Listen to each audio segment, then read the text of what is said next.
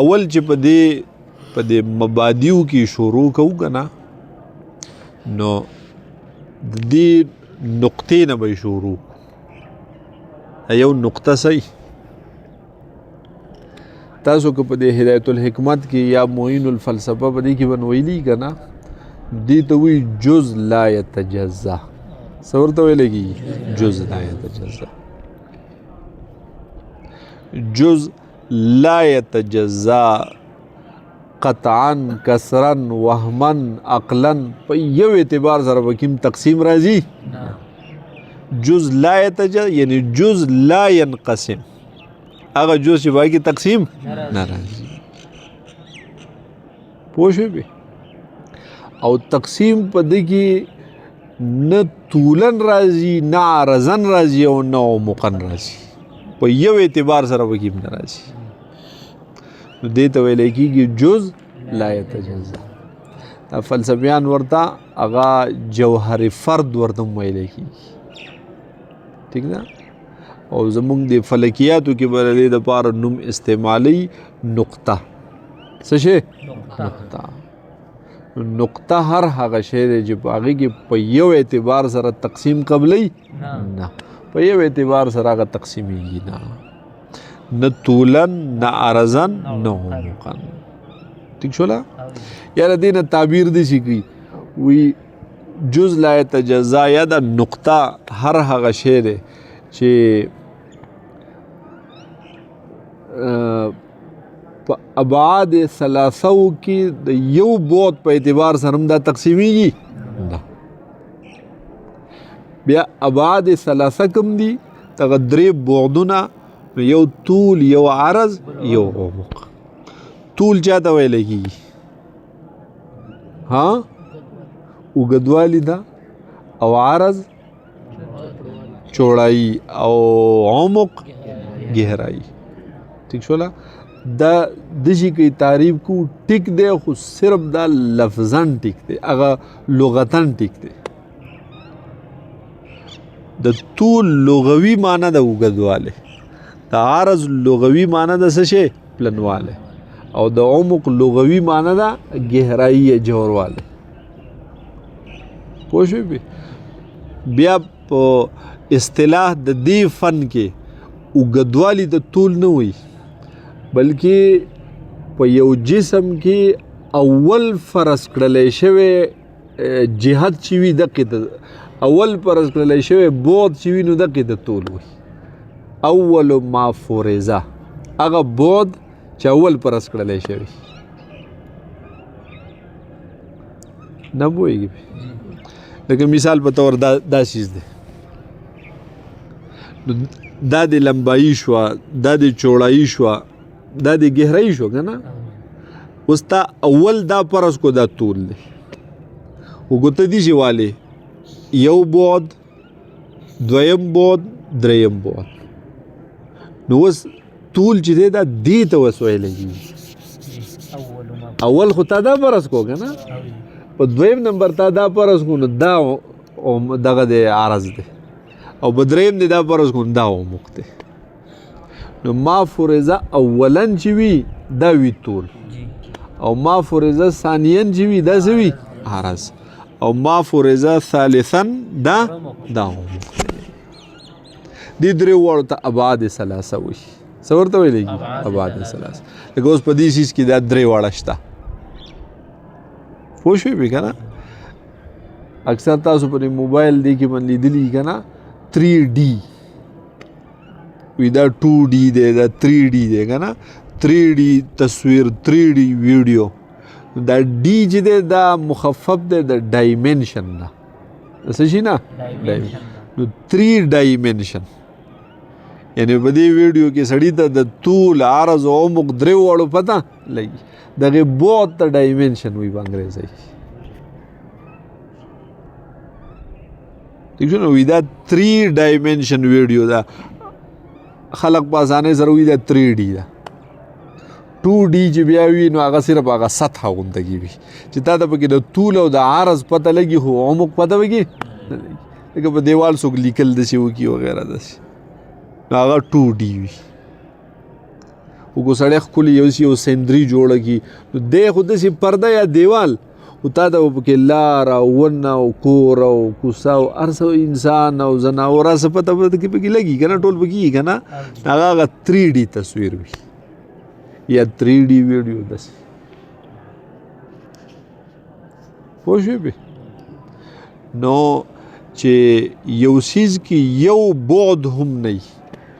نه طول نه عرض نه عمق یا په یو بعد په اعتبار سره هم په دې کې تقسیم راځي نه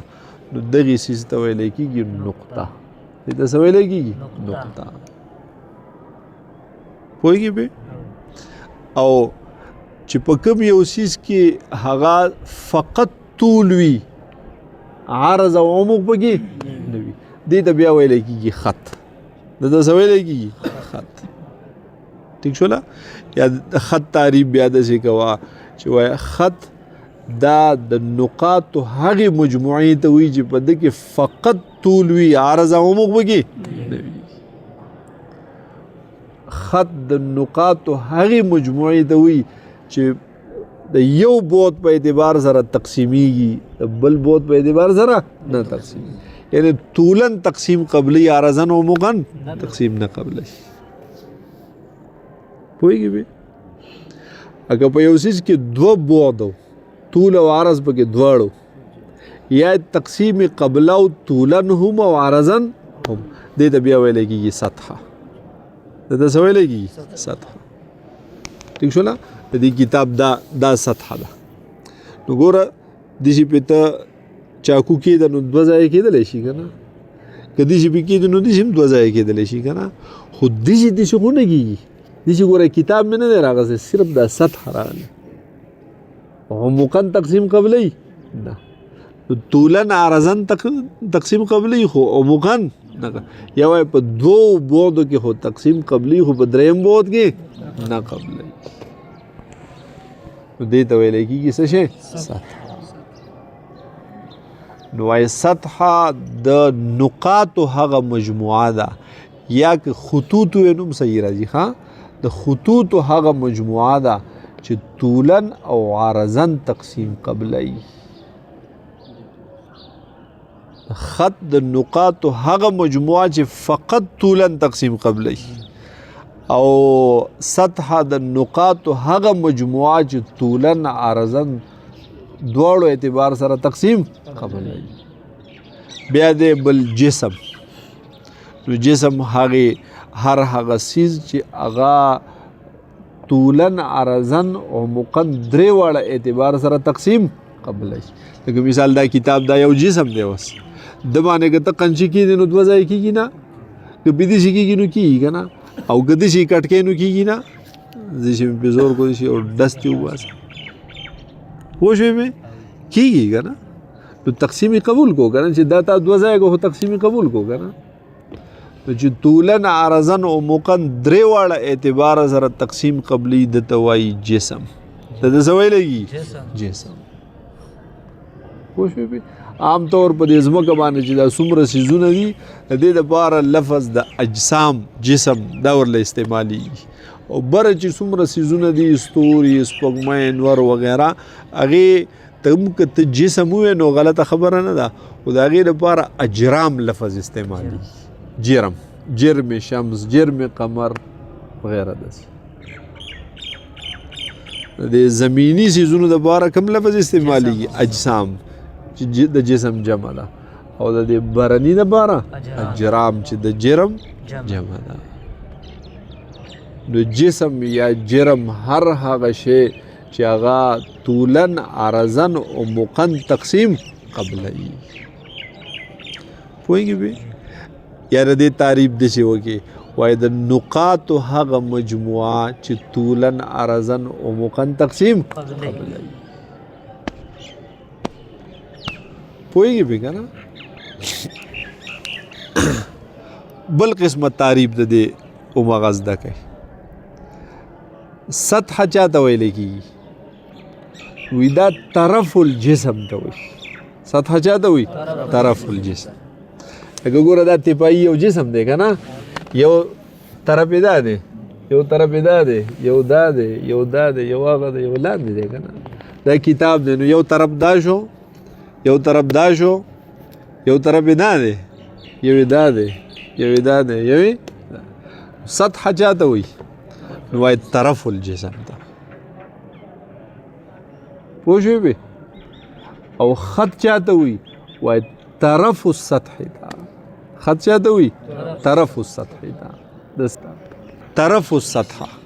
لکه مثال په تور د دې کتاب دا یو سطح ده که نه نو د دې یو طرف دا دی یو طرف دا دی یو طرف دا دی یو طرف دا څلور خطوط دي پکې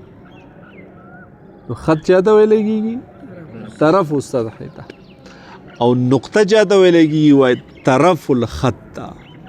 لکه دا یو خط و که نه مونږ وایو چې د سطح طرف دا خط یي که نه نو د خط یو طرف دا دی یو طرف دا دی هغه اخیری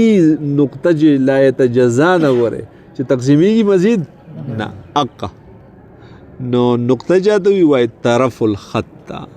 طرف الخط ته ٹھیک شوله جسم چاته وي وایي چې تقسیم قبلی په دریو وړو بودونو په اعتبار سره سطح چاته وي وایي طرف الجسم ته خط چاته وي طرف السطح ته نقطه چاته وي طرف الخط ته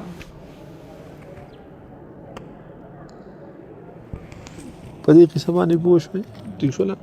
بیا په دې کې دا کوم نقطه چې ده که نه دې نقطې ته هغه دوی ورته ډاټ ورته هم وي څه ورته وي ډاټ ورته هم وي پوینټ ورته هم وي ٹھیک شوله او زمونږ په هدایت الحکمت وغیرہ د حکمت په کتابونو کې ورته جز لا یتجزا ورته وایو ٹھیک شوله عقایدو کتابونه چې شرع عقاید شو وغیرہ په دې کتابونو کې ورته جوهر فرد تعبیر تی نوم کوي په دغې سره ٹھیک شوله متکلمین حضرات چې څومره دي متکلمین علما نو هغې تی نه تعبیر کوي په جواهر فرده جوهر فرد چې جمع راځي جواهر فرده او دغه فلسفیان چې دي نو هغې تی نه تعبیر کوي په جز لا یتجزا سره بیا د دې دپاره یو غټ عنوان دی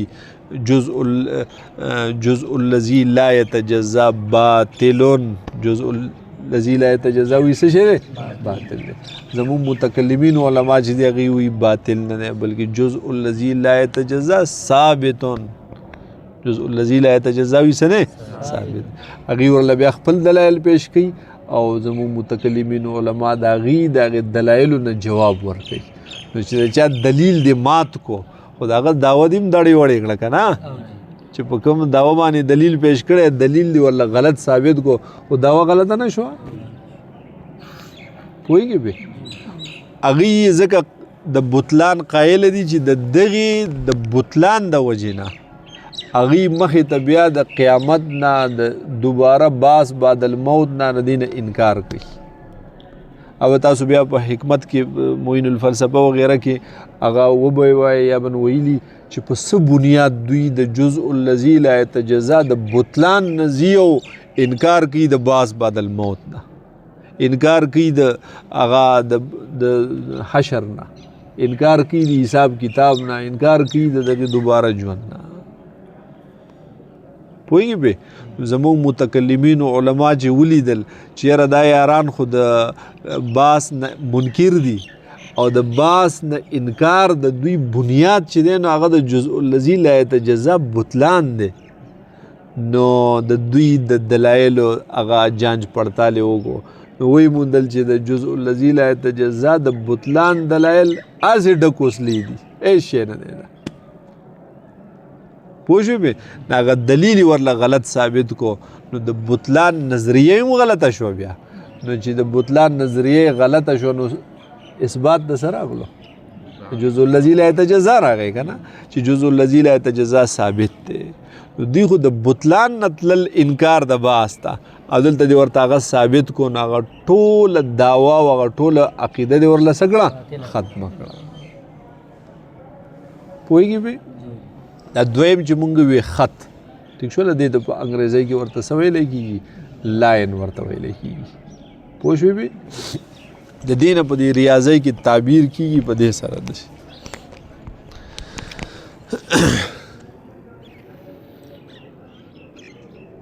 دې ته خط وایي ها پوه شوې بې او د دې دواړو سرونو ته یې داسې د غشي دا نشان به جوړ کړی لکه خط اے بي. ٹھیک شول اندا دسی خط اے بي ته لیکي اندا دسی ولیکي. سکول ویلې ده که نه چا ویلې هغې ته به یې ښه پته وي داسې پوه شوې. بیا په دې کې چې د یو طرف ته دا غشي نشاني او بل طرف ته کېږي څه ورته ویلی کېږي شعاع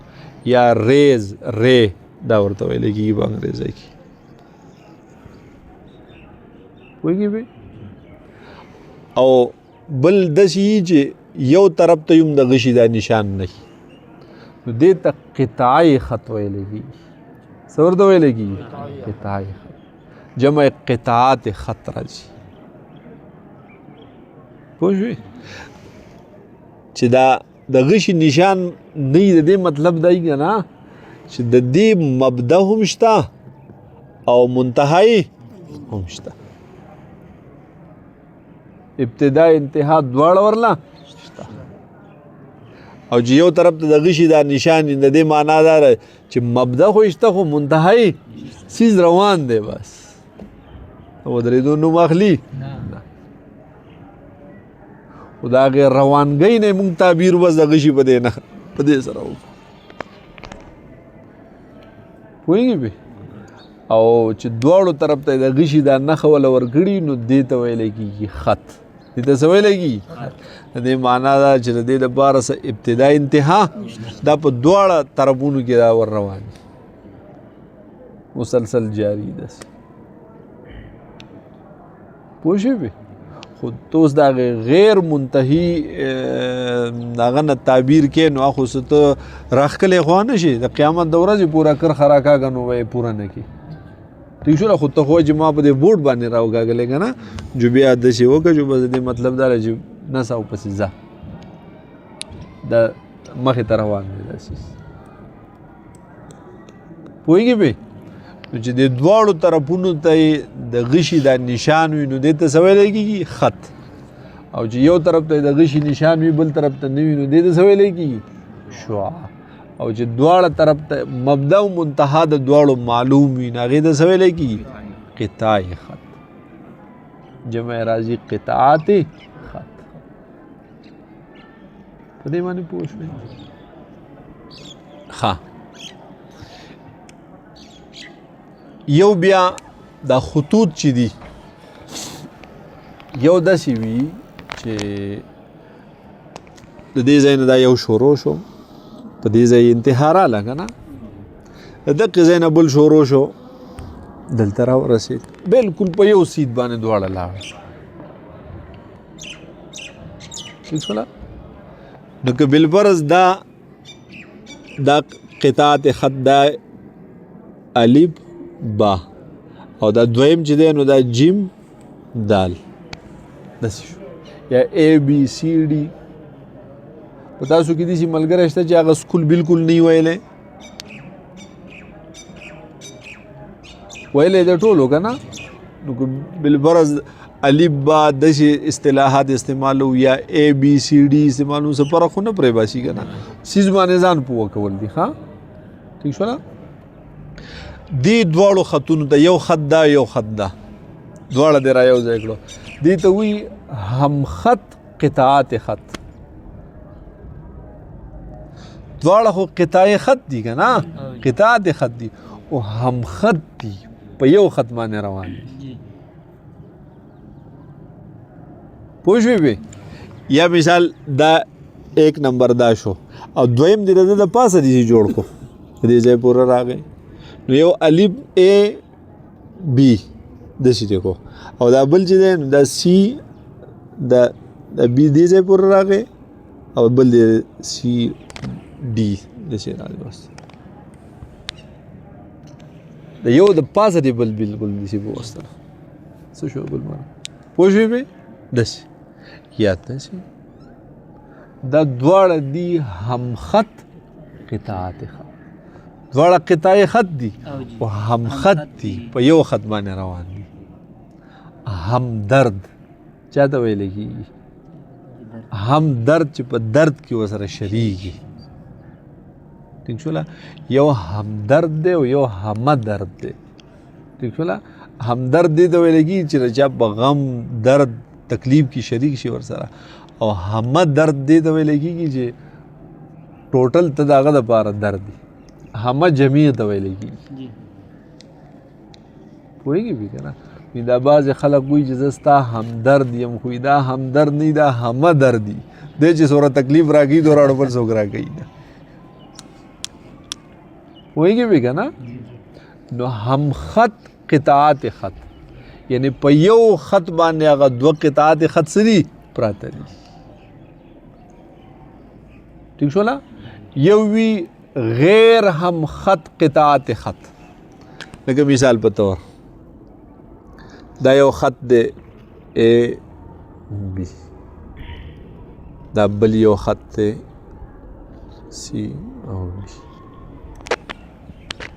ٹھیک شولا نو دا اے او بی سی او ڈی اے بی یو قطعه خط دی او سی ڈی بل قطعه خط دی دا هم خط نه دی بلکې غیر هم خط قطعات خط دی په دې باندې پوه شوئ ٹھیک شولا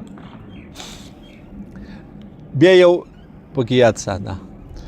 دا غیر هم خط قطعات خط چې که نه او دا په یو ځای باندې یو بل کراس کی یو ځای باندې څه کی یو بل کراس کی نو دقې ته رأس ویلی کېږي څه ورته ویلی کېږي لکه مثال په طور دلته دا ځای دی که نه دې ته څه ویلی کېږي رأس ورته ویلی کېږي پوه شوې پې یا ورته په انګریزۍ کې ورته ورټکس ورته هم ویلی کېږي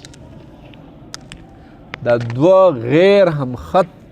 قطعات خط چې دي دا چې په کوم ځای یو بل څه کي کټ کی یو بل کراس کی دقې ته ویلی کېږي څه شی راس بیا دا قطعات خط دا ته په شواګانو کې م اخیستلی شي داسې وایه دوه همخط شواګانې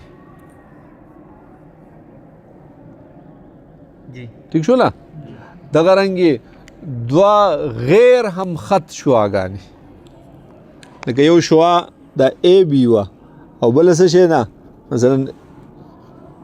د دې ځای نه شروع شوي د دې ځای نه شروع شوي دا ځای نه چې پوهېږي پې نو بیا به وایي چې دا دوه همخط شواګانې دي او دا دوه غیر همخط څه دي شواګانې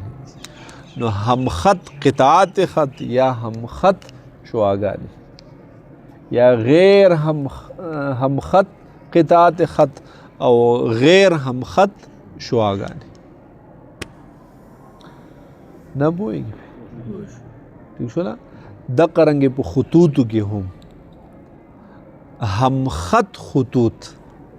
همخط څه شی دی خطوط یا غیر همخط خطوط غیر همخط خطوط هغې چې یو بل کراس کوي او همخط خطوط دی چې بالکل څه وي دوه خطونه وي یو بل سره په سید کې روان وي په دې باندې پوهېږي ښه جي بل څیز چې دی هغه دا سطحه ټیک ده نو سطحې ته په انګریزۍ کې ورته څه ویلی کېږي پلین ټیک شوله یا سطح مستوي ورته هم ویلی کېږي ٹھیک شولا پلین چتر پلین نمونه اورېدلی دی بټګرام طرف ته دی که نه بټګرام په دې کې یو ملګری و نه لیدلی دی چتر پلین ها هغه بره ځای چې ډېر ښکلې علاقه ده ښایسته ځای دی معنی چوت ځای دی او داسې ښکلې زبردست د چکر ځای دی پلین دا چاته ویلی کېږي سطحې ته سطح ورته هم وي انګریزۍ کې ورته پلین وي یا مستوي ورته هم ویلی کېږي ټیک ده مې دا هغه څیز دی چې په دې کې طولن عرضن په دې تقسیم قبلی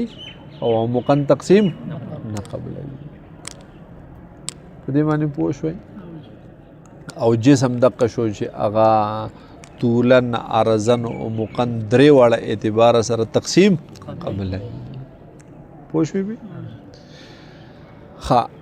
یو بل څیز دی هغې ته وایي دایره څه ورته ویلی کېږي دایره او یو بل شی دی هغې ته وایي کره کره یا دایره کره ځان له شی دی او دایره ځان له شی دی دا دایره چې که نه دا دایره دا سطح وي دا څه شی وي او کره چې ده که نه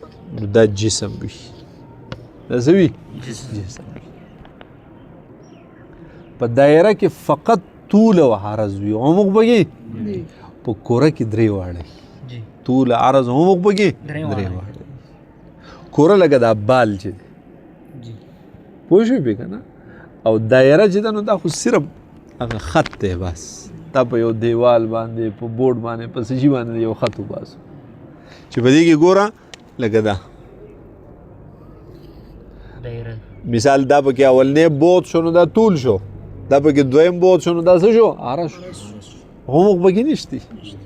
دا دایره ده او چې عمق پکې وي هغه بیا څه وي کره وي هغه بیا څه وي کره وي لکه دا بال شو پوه شوې پې هغه دغه خو مې نه راوړی که نه ګلوب په دې کمره کې دی بیا به راوالی ښه دوه پکې دي لکه بال شو نو هغه بال کې خو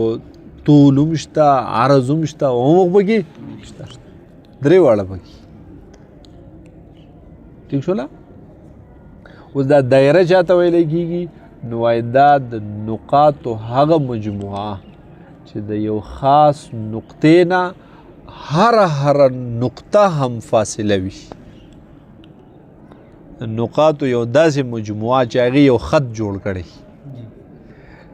چې د یو خاصې نقطې نه هره نقطه څه وي په یو فاصله نه پوهېږي ټیک شوله لکه مثال په طور باندې دا ته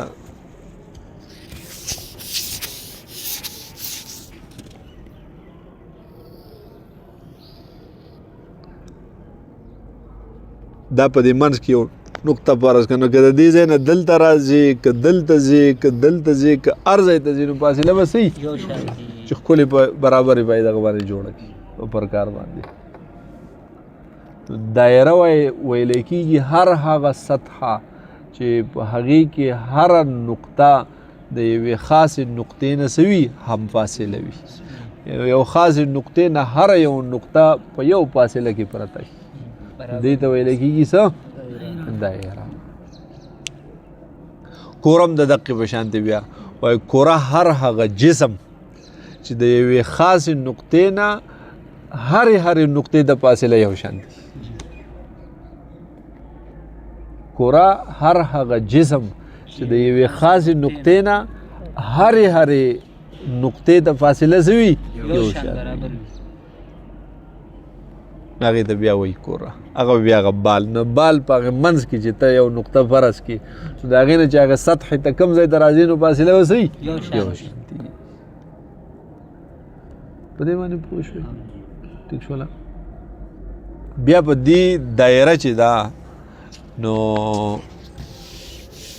په دې کې دا ګیر چاپېره سیس چې کوم دی دا ګیر چاپېره چې کوم خط جوړ شو که نه دې ته ویلی کېږي محیط دې ته څه ویلی کېږي محیط په دایره کې دې خط ته څه وایي محیط په کوره کې هغې ګیر چاپېره سطحې ته محیط وایي لکه زمونږ دا ځمکه هم یو کوره ده نو دا سطح عرض چې دی که نه دا د دې ټولې ځمکې محیط دی د دې ځمکې څه شی دی محیط دی یا په دایره کې دغه ګیر چاپېره چې کوم خط جوړ سړي ته په نظر راځي جوړ شوی دې ته څه شی ویلی کېږي محیط او تا چې د دې په دې تعریف کې وي چې د یوې خاصې نقطې نه به د محیط هرې نقطې ته چې راځي فاصله به یو شانتي دا خاصه نقطه چې ده دې ته ویلی کېږي مرکز دایره هغه سنټر چې کوم وي پوهېږي چې د یوې خاصې نقطې نه کمې نقطې ته راځي فاصله به یو شانتي نو دا خاصه نقطه یې څه شی دی دا مرکز د دایرې هم مرکز د کورې هم راتللی شي په کوره کې ورته مرکزي کوره وي او په دایره کې ورته مرکزي دایره پوه شوې به دې د په دایره کې هغه محیط دایره پای کې محیط کوره نوم نیم سړی د پته لګیږي نه په هر اصطلاحي تعریف کې به لغوي تعریف ملحوظ وي ګورئ چې کله په اصطلاحي تعریف کې لغوي تعریف د هغې لحاظ نه نو دا غلط تعریف وي پوهېږي به که نه ښه اوس په دې دایره کې د مرکز نقطې نه چې ته شروع شي یا د بل دې مخکې ووایه دایره کې د یوې نقطې نه ته شروع شي او د مرکز نه تیر شي او بل نقطې ته ورسي لکه څنګه به شي د دې ځای نه شروع شوې د مرکز نه را تیر شوې که نه د دایرې د یوې نقطې نه په خط مستقیم سره بلې نقطې ته ورسېدې خو د مرکز نه پاس شوې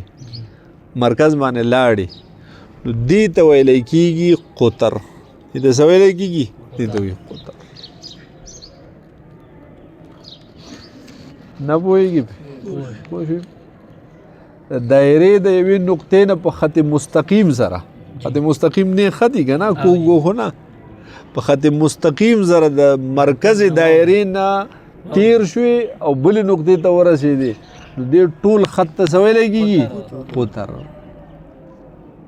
او که د دغې یو نقطې نه شروع شوې او صرف د مرکزه پورې رالې د دې ځای پورې رالې بس بیا هلته ستړی شوې هلته کېناستې ځان ټیک شوله دا دلته چې کوم خط جوړ شو دې ته ویلی کېږي نصف قطر دې ته څه ویلی کېږي یا د دویم نوم رداس ورته وایي څه ورته وایي رداس ورته وایي انګریزان بیا را لګېدلي دي او هغوی د دې رداس نه پټ کړی دی نو هغوی ورته ریډیس ورته وایي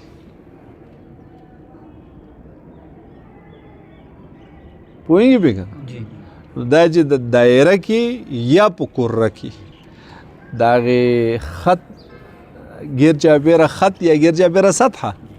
هغې نه شروع شو د مرکزه پورې کومه خط مستقیم راکاږي دغې ته څه شی ویلی کېږي نصف قطر یا ورته رداس وي یا ورته ریډیس ورته وایي پوهېږي بل یو څیز دی چې په دې دایره کې د دې یوې نقطې نه شروع شي او بلې نقطې ته ورسېدې خو مرکز دې ټچ نه کو مرکز لا نړي کار څنګه لاړې په خط مستقیم سره لکه مثال په طور دی مرکز وکړه نه د دې ځای ته شروع شو دې شي رالې که په هر طرف لاړې ها خو خط به څه وي خط به مستقیم وي او مرکز به دې ټچ کړی دې ته ویلی کېږي وتر دې ته څه ویلی کېږي وتر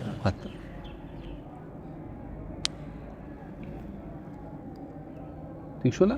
دا وتر وای په دایره کې یا په کوره کې هر هغه خط مستقیم دی چې د یو نقطې نه بلې نقطې ته را رسېدلی خو په مرکز لګېدلی نه لکه تاسو مثلث بن چرته اورېدلی په هغې کې به راته ووایي که نه دا پکې قاعده ده دا پکې عمود دی وایي دا پکې وتر دی که نه داسې که نه نو اصل کې دا مثلث چې دی دا دې چې راغستی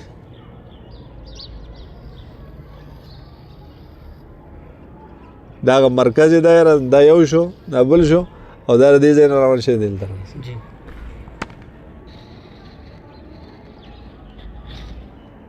پوه شوې پې که دقې څیز ته وتر ویلی کېږي قائمة الزاویه مثلث دې ته وایي چې یو پکې د 90 درجې زاویې په دې 90 درجې زاویې کې دغه یو خط پکې پیکس وي چې دې ته وتر وایي دې ته څه ویلی کېږي وتر لکه دا په دې نه راغس یو دا شو یو دا شو یو دا شو که نه دا وطن دا ګوره د دایره کې د یوې نقطې نه بلې نقطې ته را رسېدلی مرکز سره ټچ شوی په دې باندې پوهېږي دې دایرې ته دوی بیا سرکل نوم ورته هم وایي ٹھیک شوله او د هغې کرې ته څه ویلی کېږي سپیر هغې ته څه وایي سپیر بیا دا دایره چې ده دا په دوه قسمه کوي یو ته وایي دایره عظیمه او یو ته وایي دایره صغیره دایره عظیمه او دایره صغیره نو دا به یاد ساتي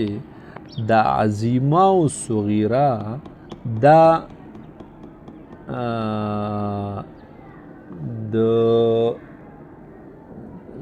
د خپل کتاب ته وګورئ په دې کې به ٹھیک شو نه دا په یوه کوره کې به یې اخلي څه کې به یې اخلي په یوه کوره کې داسې هغه ګلوب وی که نه داسې ګوره بال دی که نه په دې بال کې خو ته په زرګاو په لکاو دایرې پکې جوړولی نه شي وګیر جابره کرښه راکاږه بله راکاږه بله راکاږه بله راکاږه نه پوهېږي دا یو کوره ده که نه نو ته چې اوس لاړ شه دایرې له ته چې دایرې تقسیم کې صغیرې ته او څه ده عظیمې ته او صغیرې ته نو دا تقسیم د دایرې دا به ګورې په یوه کوره کېږي نه پوهېږي په یوه کوره کې هغه یو دایره عظیمه وي او بله دایره صغیره وي که کورې جدا جدا دي نو ګوره بیا داسې نه شي ویلی چې دا دایره عظیمه ده او دغه دایره چې ده نو دغه چې مې په دې کوره کې جوړه کړې دا صغیره ده داسې نه شي ویلی او په یو کوره کې به دوه جوړې نو بیا به یو عظیمه وي یو به څه وي صغیره پوهېږي بې که نه نو اوس راشه په یوه کوره کې دایره په دوه قسمه ده یا عظیمه او یا صغیره ٹھیک ده نو هر هغه دایره که دې دا کوره په دوو برابر حصو کې تقسیموله دې ته وایي دایره عظیمه دې ته څه ویلی کېږي دایره عظیمه او که چېرته دې دایرې دا کوره په دوو برابر حصو کې نه تقسیموله نو بیا ورته وایي لکه یو مالټه ده او روغ په دې منځ دی ولا چاکو کېښود او دواړه طرف ته دوه داسې ټوکړې رالی چې که په تله کې هم کښېدې نو معمولي کشپش پکې شته دی یو شان دی دا په کوم ځای چې تا تقسیم وکړو که نه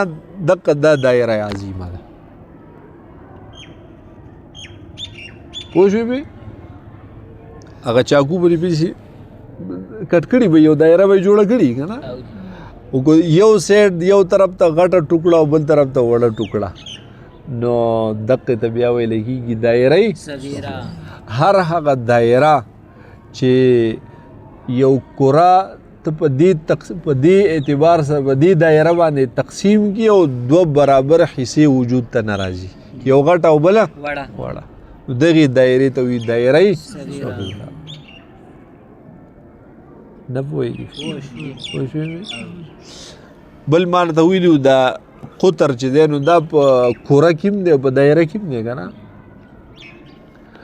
نو په یو کوره کې د ټولو نه غټ قطر والا دایره دې ته وایي دایره عظیمه او په یو کوره کې وړوکي قطر والا دایرې ته وایي دایره صغیره ٹھیک شوله دا بال دې چې دی نو دې په دې منځ هم داسې کرښه تلې که نه په منځ هم ته کرښه فرض کولی شي که نه او داسې په دې سایډ هم کولی شي په دې سایډ هغه قطر چې اوس دغې دایرې قطر وړوکی او د هغه دایرې څه غټ وي اوس دا دومره غټ دی دا په منځ چې دی ولا کوم دایره جوړه کړه د هغه قطر دومره غټ دی چې د دې نه بله غټه دایره پکې جوړېږي نه ٹھیک شو نو په کوره کې د ټولو نه غټ قطر والا دایرې ته وایي دایره عظیمه او په کوره کې وړوکي قطر والا دایرې ته وایي دایره صغیره دې باندې پوه شوئ دې کتاب کې هم دلته دي ها دایره عظیمه اور دایره صغیرہ دایره عظیمه اس دایرے کو کہتے ہیں جس کا قطر کوره کے قطر کے برابر ہو ٹھیک شو یا وایي چې د دې قطر د کورې د قطر سره برابر وي یا وایي د دې قطر په کوره کې د ټولو غټ قطر وي پوه شوې مې یا وایي د دې په اعتبار سره کوره دو برابر حصو ته تقسیمیږي چې څنګه تعبیر دی تکی ٹھیک شو نا اور दायरा صغیرہ اس کو کہتے ہیں جس کا قطر کرے کے قطر سے چھوٹا ہو جائے نہ اڑ کی یا दायरा عظیمہ اس کو کہتے ہیں جو کرے کو 2 برابر حصوں میں تقسیم کر دے جو کرہ پر 2 برابر حصوں کی تقسیم کی اور صغیرہ اس کو کہیں گے کہ جو کرے کو 2 برابر حصوں میں تقسیم نہ کرے پدې خبره باندې پوهیږي بیا پدې دا کوره چې ده که نه دا 2 قسمه یو ته وایي کوره متحرکه او یو ساکنه کوره ساکنه پوه شوې زمونږ د ځمکه چې د خدای قدرت چې دی د خدای شان دی چې دا کوره متحرکه ده دا کوره څه نه متحرکه او د هغې حرکت د وجې نه شپه ورځ هم راځي که ساکنه وي نو بیا پکې شپه ورځ راتلی متحرکه ده نو هغه څه کېږي شپه ورځ پکې راځي او بیا حرکت یو نه دی بلکې هغه محوري حرکت هم شته او نور مختلف حرکتونه ولهم شته نو دا شپه ورځ د یو حرکت په اعتبار سره دا موسمونه د بل حرکت په اعتبار سره راځي د هغې تفصیل به راځي په خپل پوه شوې خو یو متحرکه کوره ده او یو ساکنه کوره ده متحرکه کوره ده چې هغه چورلي ګیر چاپېره ٹھیک شو نه اوس او ساکنه کوره ده چې هغه چورلي نه اوس په دې متحرکه کوره کې یو قطر داسې هم وي چې هغه حرکت نه کوي